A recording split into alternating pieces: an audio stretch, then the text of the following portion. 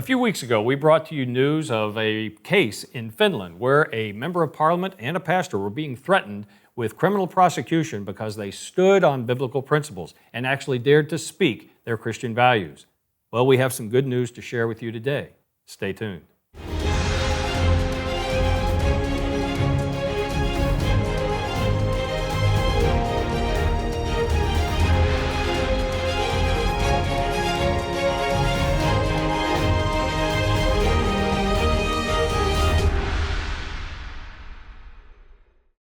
Nathan, a little while back, we discussed the prosecution of Pavi Räsänen, a member of the Finnish parliament who is an outspoken Christian. And she merely stated what the Bible has to say about the gender dysphoria encompassing the world and about the practice of homosexuality.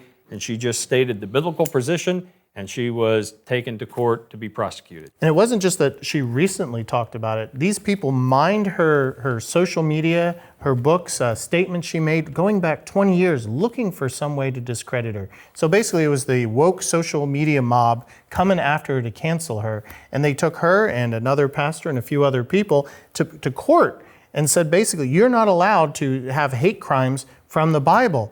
Now, there's good news, right, about this case. How did this case turn out? Well, you know, what's crazy is they actually told them during the proceedings of the court case that she was free to think what she wanted, but she could never speak or she would be criminally liable. The good news is that the court has declared that she was innocent. In other words, she will not be prosecuted. She has been exonerated in this case. But the Finnish prosecutor said, well, we're not satisfied, and so they're going to appeal that decision. They will not stop. And so again, this is a temporary victory for the forces of religious liberty and for Christianity, but the forces of wickedness and wokeness, I think they're the same thing sometimes, are still going to be constantly pushing against Christianity. And she won this case because in the Finnish constitution, it supports the reading and teaching of the Bible. So all she did is quote from Romans 1 and other chapters in the Bible. So what they're trying to do by persecuting her is not only silence Christians from speaking out, but I think what they're trying to do is go in a roundabout way, trying to get rid of that so that the Bible isn't a protected book anymore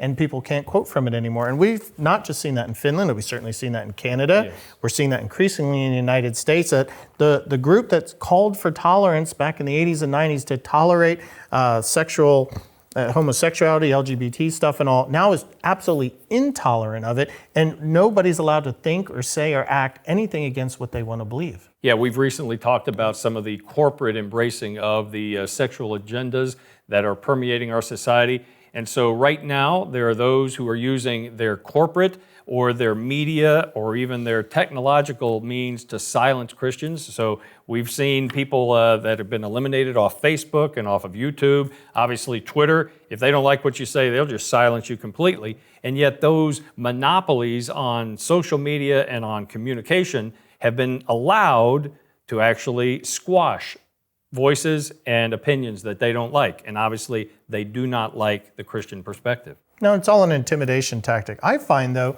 when you see, there's secular people, J.P. Sears, Russell Brand, and others who stand out there and say, hey, this is what's going on in the world, and I'm not going to be silenced. And usually when you stand up for what you believe, whether it's Christian or not, and you stand up for it, people can't knock you down. It's the people that get spineless, especially these corporates, leaders who are worried their companies are going to lose money. They back down. We saw Disney recently back down and actually openly endorse a bill, against a bill, let me say, that would bring sexual teaching to K through third grade. So clearly we're living in a crazy time period, but we need more people to stand up, and like Jeremiah did in the Bible when he knew the country was falling, he called them out, repent, come to the Lord so that you will be saved.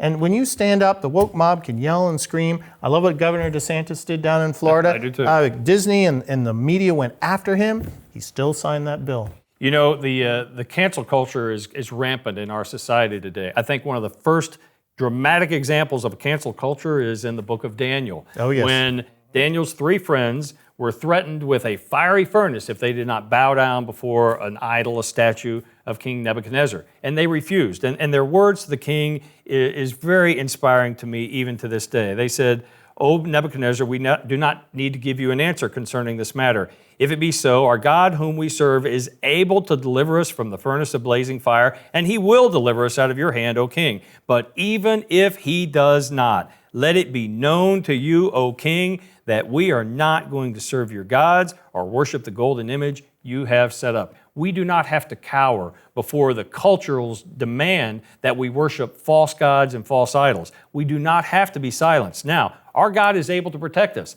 but even if he does not, let it be known that we will not be silent and we will not bow down. And so we need that kind of firmness and that kind of resolute determination to stand on the truth and to be ambassadors for our great and glorious King. When we were growing up, you always dealt with some kind of bully or another, and the worst thing you could do to a bully is appease them and back down. And that's what this woke mob is. They're a minority. They're just very vocal. Folks, don't cower.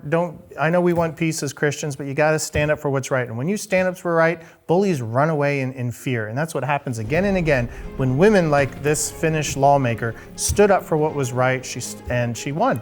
And folks, we can win as well through Jesus Christ. You can win as well through Jesus Christ. Stand firm and trust in the Lord. He is the rock underneath you, which you stand. All else is sinking sand.